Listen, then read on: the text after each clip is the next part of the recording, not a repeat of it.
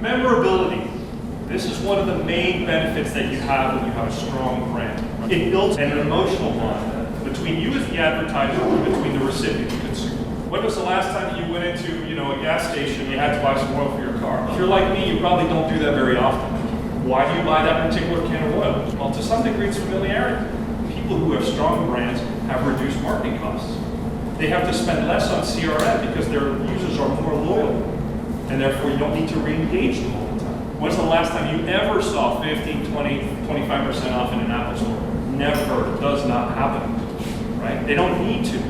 A strong brand also enables you to extend that brand either horizontally or vertically. When you go into Lego retail stores today, and you buy Lego Star Wars, or Lego Lord of the Rings, or Lego Friends for your 3-year-old daughter, or you go see the Lego movie, and of course, you can't go to California or Florida without going to Legoland. If Google decided to close up shop tomorrow and stop doing all advertising and send everybody home, the brand would still be worth more than $150 billion.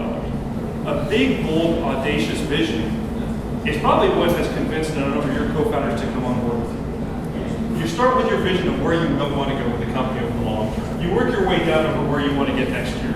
And then that all boils down to the strategy, programs, and activities that actually are what take you to market. You have your features, which are essentially the main features of your product. Then you talk about functional benefits, which is why is this useful to me? Then you have what's called logical benefits. The logical benefits are the same as functional, but they're more derived. Then you get into what's the emotional benefit this provides for me, and of course then what is the very essence or the core of this brand. You guys as founders epitomize the brand of your company. The next is obviously your product. And lastly, of course, it's the marketing that you do.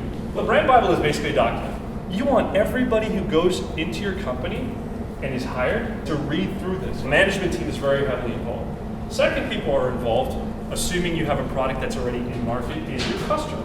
And then the last piece really is kind of your competitive research. I think there's 6 key things that great brands do. The first is that really they have a product proposition that extends beyond just the product itself. They create some sort of an emotional benefit. The second thing is they make a difference. They get involved in cancer research and helping the poor and make a difference to people's lives. Great brands involve consumers in their marketing. They engage our emotions. That helps people do things that they might not think that they would do otherwise. For good brands to have frequency, you need to be consistent.